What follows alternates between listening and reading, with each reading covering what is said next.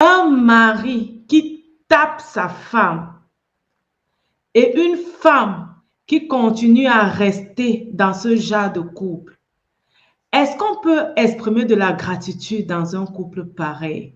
Peut-être tu es dans cette situation, tu vis des violences. Il y a plusieurs types de violences. Il y a les violences physiques. Le mari va vraiment te brutaliser de la sorte, te taper. OK? Il y a aussi les violences psychologiques où tu auras réellement les paroles rabaissantes, des paroles méprisantes. Si tu as un homme et que c'est toi qui t'occupes de lui financièrement, pardon, commence à prier pour ton mari. Prie vraiment et sérieusement pour ton mari qu'il trouve un travail. Parlons-en dans cette vidéo.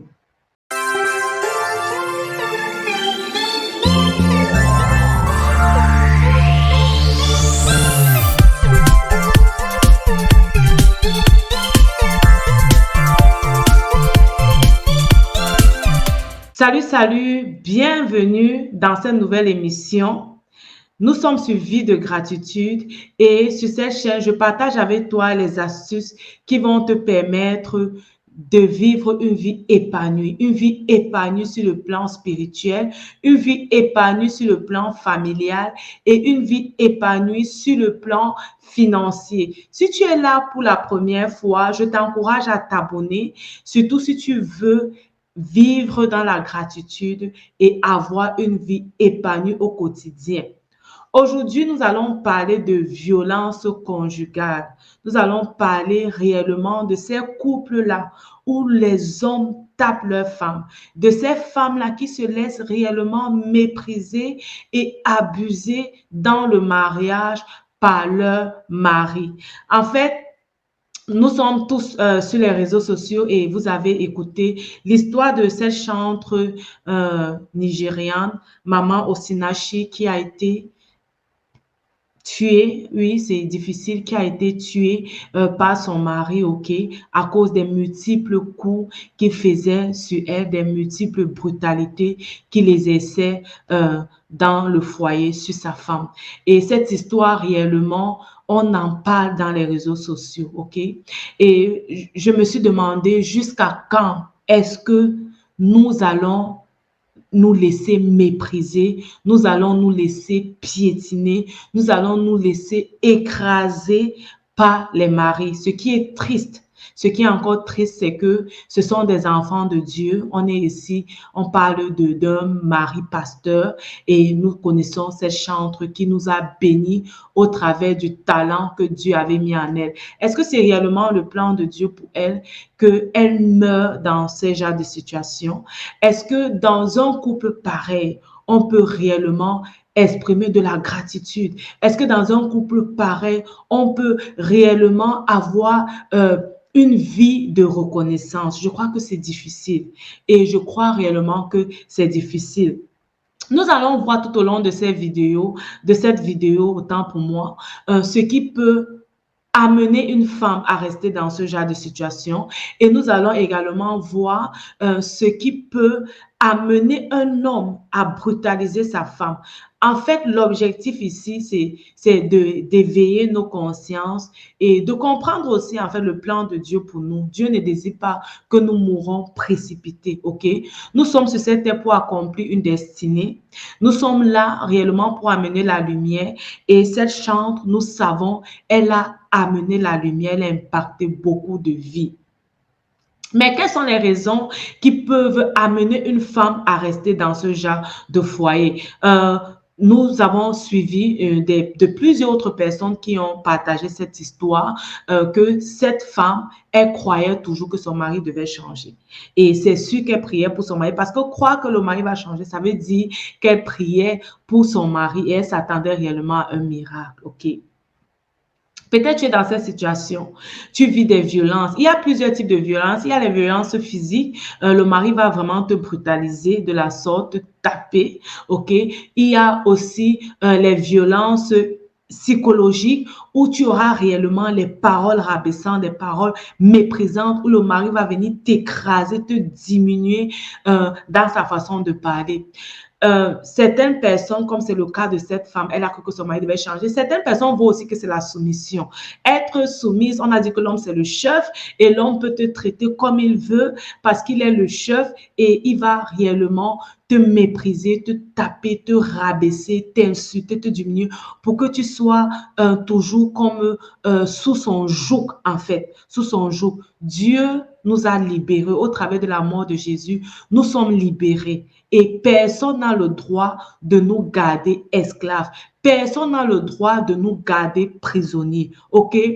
Si tu penses que c'est un signe de soumission, je te dis, ma soeur, ce n'est pas la soumission. Tu ne peux pas rester dans un couple où on te méprise et tu penses que c'est la soumission. Ça, ce n'est pas la soumission, ok? Ça, ce n'est pas la soumission. Je répète, ça, ce n'est pas la soumission. Et crois que le mari va changer. Si tu aimes ton mari et tu voudrais qu'il change, je te conseille de vous laisser accompagner. On a des coachs qui suivent des mariés, des couples. On a aussi des psychologues qui suivent les couples. Je vous conseille de vous faire accompagner ou de laisser ton mari être suivi par une personne extérieure. Si tu aimes réellement ton mari, si tu aimes réellement ta famille, si tu aspires à une famille épanouie, ok, il faut vous laisser accompagner. C'est seulement comme ça que tu peux être soumise. C'est seulement comme ça que tu peux venir aider ton mari si tu l'aimes vraiment. Parce que ça peut être aussi une dépression, ok? Donc, tu vas venir aider ton mari en le faisant à s'accompagner par d'autres personnes.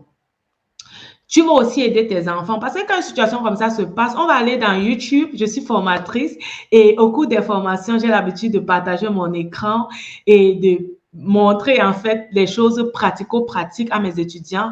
Donc, on va un peu aller sur YouTube et on va chercher cette thématique violence conjugale et tu vas voir un peu de quoi on parle, ok?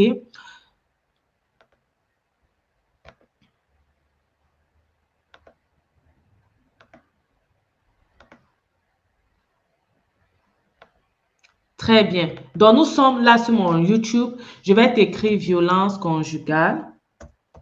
J'ai fait une recherche plus avant. Hein. On va te mettre violence conjugale et tu vas voir. OK? Bon, c'est vrai qu'on a les films. Je ne veux pas les films. Je vais écrire ce que j'ai écrit d'abord. J'ai écrit brutalité. Hein. Brutalité conjugale. Regarde-moi ça.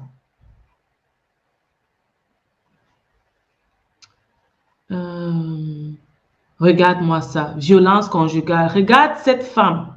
OK? Est-ce qu'une femme mérite d'être comme ça? OK? Est-ce qu'une femme mérite d'être comme ça? Tu vas voir, les chrétiens en parlent. OK? On a vraiment beaucoup de femmes. Regardez-moi ça. C'est à ça que tu veux ressembler. C'est à ça que tu veux ressembler et tu parles d'aimer ton mari ou d'aimer tes enfants. C'est à ça que tu veux ressembler. Et de plus en plus, les violences, les abus. Et voici cette femme dont je parle, OK, qui a fait la une, malheureusement aussi étant déjà décédée. Voilà le mari est là et les enfants, la famille. Tout le monde en a parlé, OK? Une violence conjugale, tout le monde en a parlé. Regardez-moi ça.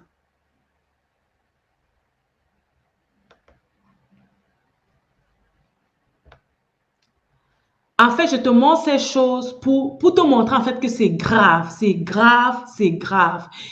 Tu dois te mettre à l'abri. Si ton mari t'a déjà tapé même une fois, c'est qu'il y a ça en lui. OK?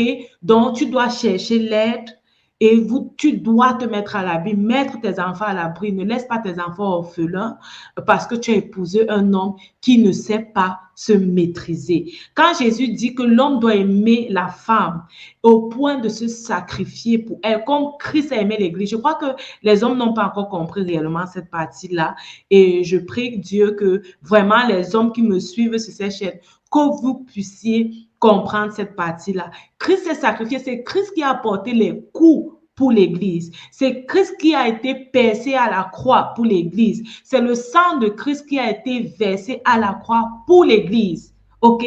pour que nous soyons sauvés aujourd'hui et non le contraire. Donc, ce n'est pas l'Église qui s'est saignée pour Christ. OK? Donc, revoyons en fait notre façon de comprendre ce passage biblique. Je l'ai lu aussi dans la vidéo où j'ai parlé du port du voile. J'ai également lu ce verset. Je vais te mettre le lien de cette vidéo dans les commentaires. Tu peux aller écouter la vidéo où j'ai parlé du port du voile. Maintenant, on va se pencher en fait sur l'idée. Pourquoi est-ce qu'un homme peut taper sa femme? En fait, j'ai échangé aussi avec beaucoup de personnes sur ce sujet et c'est vrai que ça ne s'explique pas réellement, mais un homme qui tape sa femme, c'est parfois un homme qui a perdu son pouvoir d'homme, qui a perdu en fait son autorité d'homme. Et le fouet, c'est pour lui la seule façon de montrer qu'il est homme. Les abus de langage dans le foyer, c'est la seule façon qu'il a de montrer qu'il est homme. Quand je dis qu'un homme qui a perdu sa personnalité d'homme, c'est en fait quel type d'homme? C'est un homme qui est dans une maison, il ne paye pas les factures de la maison, il ne sait pas comment la maman fait pour nourrir les enfants. Il ne sait pas comment l'argent fait pour entrer. Parfois même, il manage cet argent qui entre. Pour le cas de cet homme, c'est lui qui était le manager de la maman au Sinachi. Son mari, c'était son manager. Donc, ça veut dire que c'est lui, en fait, qui gérait les finances. Et c'est la femme qui allait, qui travaillait. OK, elle était chantre, ça c'était son travail, elle travaillait, ça rapportait l'argent. Et je suppose que c'est avec cet argent-là qu'il vivait dans la maison. Et l'homme, il se sent un peu comme avoir perdu son autorité parce que ce n'est plus lui l'homme fort qui amène l'argent. Si tu as un homme et que c'est toi qui t'occupes de lui financièrement, pardon, commence à prier pour ton mari. Prie vraiment et sérieusement pour ton mari qu'il trouve un travail. Parce que ce n'est pas dans l'ordre divin que ce soit la femme qui s'occupe de l'homme.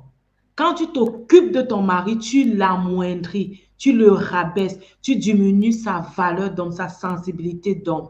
Donc, prie Dieu que ton mari trouve un travail. Il peut avoir un travail où il rapporte peut-être moins que le tien, ok? Ce n'est pas un problème. Prie pour lui. Commence à prier que Dieu l'élève. On va regarder dans la Bible le proverbe 31, ça c'est le proverbe où on parle réellement de la femme vertueuse. OK? Ça c'est réellement un proverbe où on parle de la femme vertueuse, où on va venir dire c'est quoi une femme vertueuse? Comment est-ce qu'elle est dans sa maison? On va regarder ensemble. C'est proverbe 31 à partir du verset 10, je crois bien. Je vais regarder proverbe 31. Je crois que j'avais aussi fait une vidéo sur la femme vertueuse quand je commençais ma chaîne YouTube. Proverbe 31, à partir du verset 10, qui peut trouver une femme vertueuse? Elle a bien plus de valeur que les perles. Je vais chercher le verset où on parle de son mari. Le cœur de son mari, c'est le 11, a confiance en elle et les produits ne lui feront pas défaut. On va aller plus bas. On va voir tout ce qu'elle fait. Tu peux lire ça après, tout ce qu'elle fait. On va regarder. On dit son mari se lève et lui chante et lui donne des louanges. Ça, c'est au verset 28. Je cherche... ok, voici le verset où je cherchais 23. Son mari est considéré aux portes lorsqu'il siège avec les anciens du pays. Son mari est considéré, il siège avec les anciens du pays. Ça veut dire que cette femme vertueuse a également un homme qui est élevé dans la société. Ma sœur, tu dois prier que ton mari soit élevé dans la société. Tu ne dois pas être la seule qui est élevée. Tu dois prier que ton mari soit élevé. Et c'est comme ça que ton mari va se sentir homme. C'est là qu'il va se sentir monsieur. Si tu remarques que tu rapportes plus d'argent que ton mari, ok? Tu dois prier que ton mari ait une activité aussi qui lui rapporte assez. Qui lui rapporte assez. Pour que vous n'ayez pas ce genre de problème. Il y a des maris, pour eux, c'est l'argent. D'autres, c'est le respect. S'ils voient que tu es plus respecté dans la société que eux, c'est un problème pour eux. Tu vois un peu? Et là, ils se sentent diminués, ils se sentent rabaissés. Ce n'est pas qu'on doit encourager les hommes à faire ce genre de violence, mais nous devons être sages en tant que femmes. Nous devons être sages. Et c'est effectivement comme ça qu'on peut avoir un couple où on exprime de la gratitude. C'est effectivement comme ça qu'on peut avoir une femme qui exprime de la gratitude pour son mari, ok? Si tu as un ami, un mari qui te brutalise, qui te tape, qui te fait ça, tu ne peux pas vraiment avoir de la gratitude pour lui devant Dieu. Donc, par cette vidéo, je veux vraiment nous sensibiliser. Attention aux maris qui tapent leurs femmes, qui les brutalisent. Femme, sois sage, tu n'es pas un ballon qu'on doit chouquer n'importe comment. Sois réellement sage et mets-toi à l'abri. Laisse ton mari être accompagné si tu l'aimes vraiment. Laisse-le être accompagné, être suivi et être guéri, ok? Être guéri de cette agressivité. Je ne dis pas de divorcer, ok? Je ne suis pas forcément là pour dire divorce, abandonne de faire comme ça, ne me comprends pas mal, mais tu peux te mettre à l'écart et demander réellement que ton mari soit suivi et accompagné, ok?